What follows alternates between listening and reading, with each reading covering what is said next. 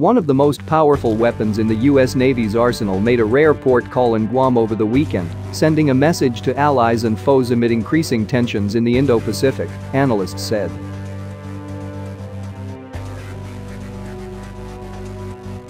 The USS Nevada, an Ohio-class nuclear-powered submarine carrying 20 Trident ballistic missiles and dozens of nuclear warheads, pulled into the Navy base in the U.S. Pacific Island territory on Saturday.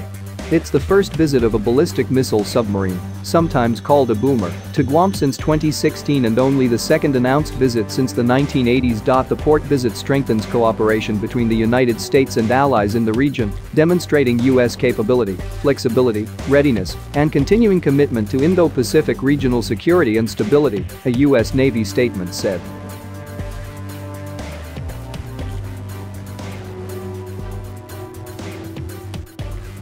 Movements of the 14 boomers in the U.S. Navy's fleet are usually closely guarded secrets. Nuclear power means the vessels can operate submerged for months at a time, their endurance limited only by the supplies needed to sustain their crews of more than 150 sailors. The Navy says Ohio-class submarines stay an average of 77 days at sea before spending about a month in port for maintenance and replenishment. It's rare for one to even be photographed outside their home ports of Bangor, Washington, and Kings Bay, Georgia.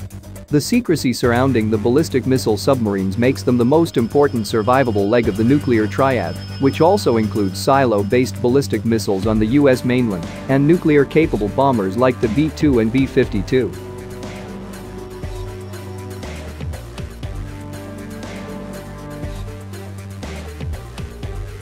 But with tensions brewing between the US and China over the status of the self-ruled island of Taiwan, and as North Korea ramps up missile tests, Washington can make a statement with its ballistic missile submarines that neither Beijing nor Pyongyang can. According to the analysts. It sends a message, intended or not, we can park 100-odd nuclear warheads on your doorstep, and you won't even know it or be able to do much about it. And the reverse isn't true, and won't be for a good while, said Thomas Hugert, a former U.S. Navy submarine captain and now an analyst at the Center for a New American Security.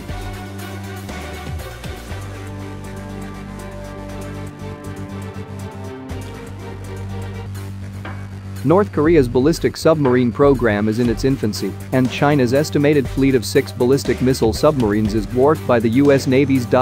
China's ballistic missile subs don't have the capabilities of the U.S. boomers, according to a 2021 analysis by experts at the Center for Strategic and International Studies. China's Type 094 ballistic missile subs are 2 times louder than the U.S. subs and therefore more easily detected and carry fewer missiles and warheads, CSIS analysts wrote in August.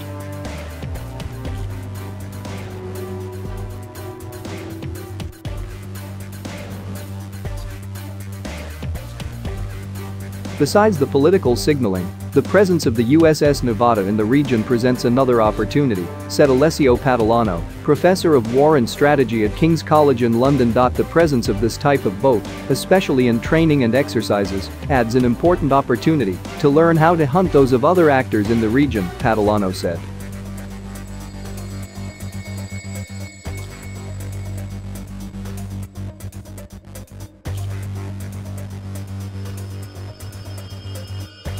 The DPRK, North Korea, is pursuing the development of such a type of a platform, and China already fields them.